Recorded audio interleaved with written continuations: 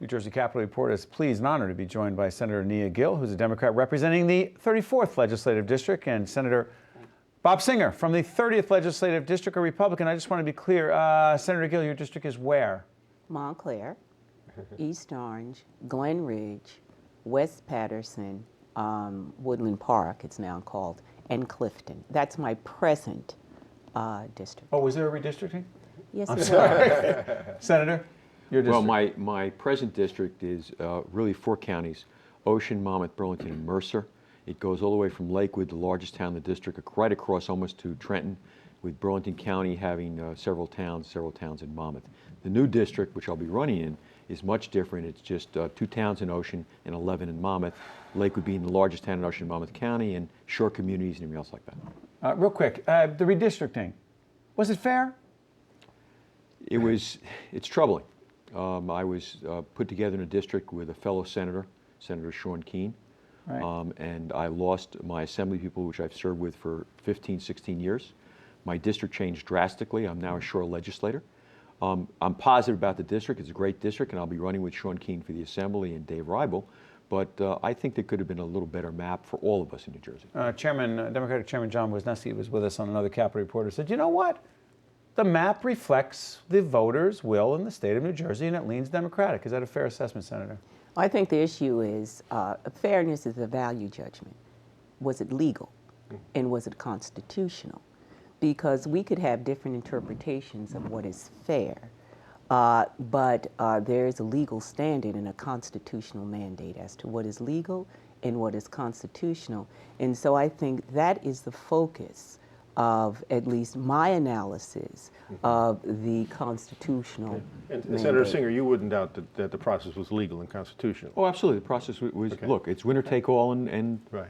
And you guys lost it all. we lost it. not all, but It happens. That was not necessary. Okay. Let's want to do some substantive issues. Let's do the issue. It's interesting. Education reform is Yes. talked about a lot. Yes. We've talked to the the NJA President Barbara Kershishian, as you know. This new task force that has come out, the Governor's Task Force on Education, talked about the expansion of charter schools. Talked about let's have merit pay for individual teachers.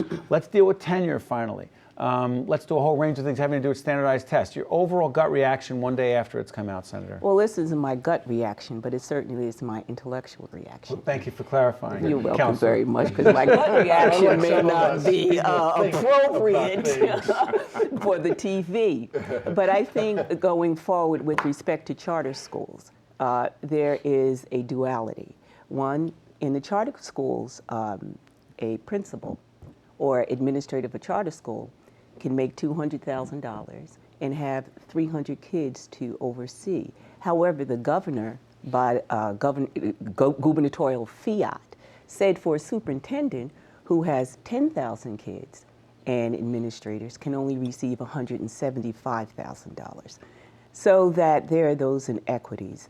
Also, what we need to do is to make sure that there's transparency. For example, I asked the commissioner for the names of the volunteers. Commissioner of Education. Commissioner of Volunteers under an OPRA, the name of the volunteer. Open Public Records Act. Yes, Because thank if you. Oprah got involved in this, You know, that's a yeah. whole different That's story. a whole different story. Exactly. Go ahead. I apologize, Senator. And so under the Open Public Request Act, who are the volunteers who review and score the charter school applications? The response back is that you're not going to get their names because those volunteers had a reasonable expectation of privacy. So now So you have I have to concerns. litigate because I'm in Superior Court. But you would have more access to a volunteer and their information if they walked in the school to volunteer to help coach. Then a or state senator? Yes. Then Okay. we know with respect to Okay, the those are I'm going to give your volunteers. colleagues a chance to Let me respond. just- Senator. There are 2 sides to the coin. Here's the other side of the coin. The head of the charter school, that superintendent, would gladly trade his $200,000 to $175,000 to have the pension that the public school superintendent has. So you got to be fair about one thing also. They're not looking at a pension that's going to pay 50 or 60% when The they charter retire. school head doesn't get that. Doesn't get that. Okay. So that's a big issue, Yeah. and that's big dollars. But let's talk a little bit about the voucher aspect of things. Let's clarify that. I mean- by what you mean by voucher Well, You're let's look at the talking about Lesniak bill. Yeah, it's school choice in a limited sense, though. Go ahead, describe it. It is. as you Limited choice understand it. is right now that 10% of the public school students in that district will be eligible for a voucher program. So in essence is in Lakewood, which has 5,300 public school children, there'll be 530 vouchers, and we have all our schools failing. Describe a voucher. A parent chooses to send their child to a non-public school, and the government does what? Pays that school. That They makes can go to sense. they made it a charter school. They can go to another. Well, why should failing districts, failing children, think about it, we're failing these child. This child is being failed in that district. Why should that parent be locked in saying, I got to keep sending my child to that failing school? Well, I think there are other considerations here. Under this bill, corporations. You're talking about the Lesniak bill, under a the Democrat, Lesniak Kane bill. one of your colleagues, Right. Sean Kane. No, Tom Kane, Tom I Kane. apologize, Tom who is the ranking Republican on the Assembly Education Committee. Yes.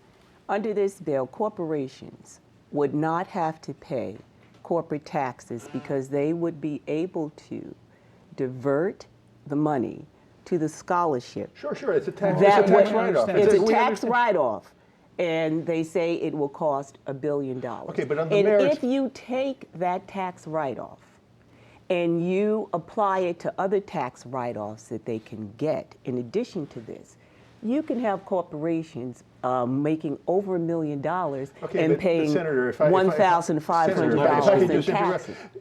Even if it cost a lot of money, isn't it worth giving a child who otherwise would be destined to be in a failing school the opportunity no longer to be in a failing school, I whatever think the there cost? those may be assumptions made that have not been proven.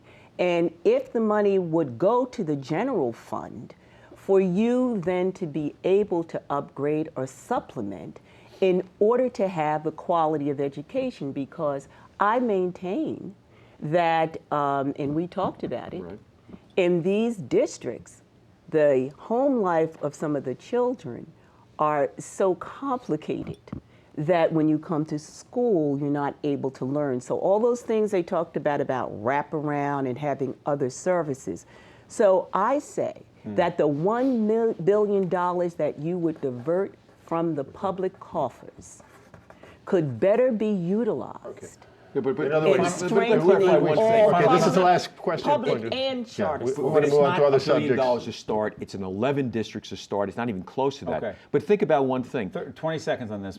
Lakewood is not an Abbott district. I'm 88% minority. All 6 schools are failing, and I'm not an Abbott district. Where are the chances for my children? Okay. Where are the children in my district get a chance? Can I change the subject I because know of when time? you ask Ralph, you don't really mean it because you're going to do it I'm anyway. going to do it anyway. Okay, we're shooting on September 13th. Just yesterday, the Republicans in the U.S. Senate killed a bill that would have sent money to people devastated by natural disasters, including Hurricane Irene, including New Jerseyans who were hurt by Hurricane Irene. The Republicans stopped that for the time being. Was that the right thing for the Republicans to do at the No, it U.S. wasn't. Senate? No, it wasn't. We've always been a country that help out the less fortunate of our own people. This is not a foreign country we're sending money to. These are our own people. It so happens it affected the East Coast.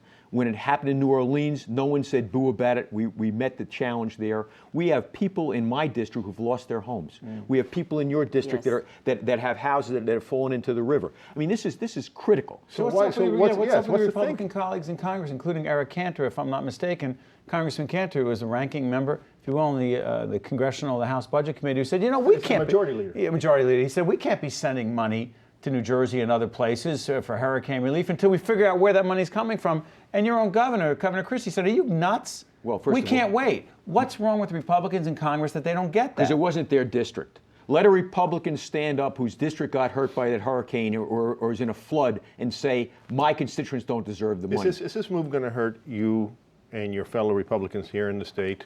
Well, when the I- elections let come me around? say one thing to you. Not that is the most important aspect of it, but It's a huge issue. It certainly doesn't help. But let me just share one quick thing. You know, we heard the president, and he's our president, make a speech about $450 billion of additional stimulus money, and everybody said, okay, maybe that's coming to our state. Maybe we're going to get some money on that.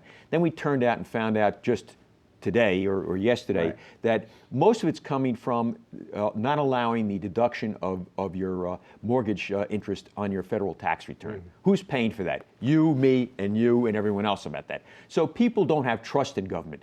by saying we're not going to help out the flood victims, it goes to the whole factor of not trusting anybody in government. That's my dear colleague here and myself. They look at us and say, wait a second, if you're not going to help us in a tragedy, when are you going to help us? No, not you two. Yeah, but People will trust you Well, I two. think it's part go of a ahead. larger Republican agenda. Make the case. And so that it is to stop whatever the president advances in order to make a political position. That political position may not be shared by other Republicans, but certainly on a broad level in Congress. So I think what we have done here is to say to the American people that we have breached our social contract to you as citizens to provide a safety net for circumstances that you had no control over. What would that mean in New Jersey more specifically? In New Jersey, that would mean the people in Patterson would be able to Where we are shooting. Where we're taping today. right where we're taping today, get help. And how can the Congress vote money for humanitarian issues all over the world, and Congress cannot vote for the humanitarian issues that face us in Clifton and in Lakewood and in Montclair and in Patterson? I say that it is not that we don't trust the government. I say that some in the government have failed to honor their constitutional contract But I with think the its governor has citizens. spoken well. I mean, the Not- governor no, did. government, no, not the no, governor. right, I no, but I think the understand. governor has come out strongly and said that's wrong, and he didn't say I'm taking their party line. So the answer being I is understand. that people of goodwill can't turn their back on people in need. Regardless of party. Right, We exactly appreciate right. you sharing that to both of you. Senator Singer and Senator Gill, thank you for joining us. Thank It's a you nice very much for combination. the Would you mind input. coming back to Capitol Report? Love to. Oh, Again, we would and love agreeing to. on most issues? Now, if that's a prerequisite, maybe I'm going to be busy. Yes, thank you, Senators. Appreciate you you joining very us. That's much. it for this particular edition of New Jersey Capitol Report from my colleague, Raphael Piermont. I'm Steve Adubato. Thank you so much for watching. We'll see you next week, I hope.